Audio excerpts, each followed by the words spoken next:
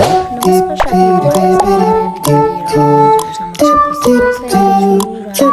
हजुरहरूलाई भिडियो सानो क्लिप गरेर देखाउन गइरहेको छु। यो चाहिँ देख्न सक्नुहुन्छ 4 आलीबाट देखिने हाम्रो घरबाट देखिने भ्यू।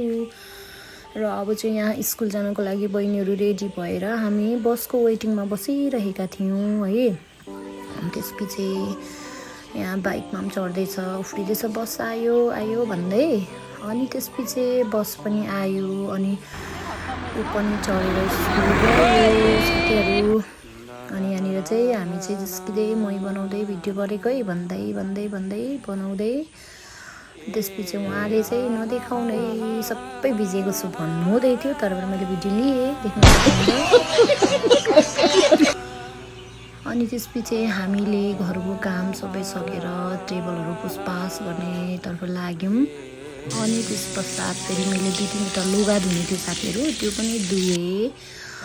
अन्त त्यहाँदेखि चाहिँ नानीलाई अब खाना खुवाउने बेला भयो नि त सानो नानीको। अनि त्यो चाहिँ खेलेकै गर्छ है, खेलेकै गर्छ। अन्त यहाँनिर चाहिँ अब सकि नसकी के गर्दैछ क्या। अनि फेरि मेरो नानीको लुगाहरू 1-2 धुइ गएँ।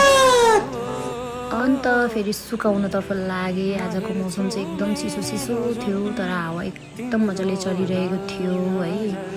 चिसो मौसम, हावा एकदम धेरै चलिरहेको थियो। अनि म चाहिँ जिस्किँदै लुगा यति धुएँ भन्दै देखाउँदै थिएँ क्या। अन्त फेरि यहाँनिर चाहिँ मैले जाउलाई मिक्सचरमा लगाएर चाहिँ बाबालाई रेडी गर्दै थिएँ है। अनि फेरि बाबाले माछा खान्छु भनेर माछा रेडी गरिदिएको, फ्राई गर्दै थिएँ।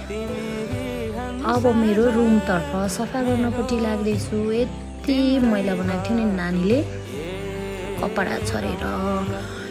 अनि त्यसपछि भुइँमा उसको खेलाउना छरेर है, कति कोठा त हेर्न नसक्नु बनाएको थियो। अनि फेरि बहिनी स्कुलबाट आइसक्यो। साथीहरूलाई कस्तो लाग्यो मेरो भिडियो अन्तिमसम्म हेर्नु होला।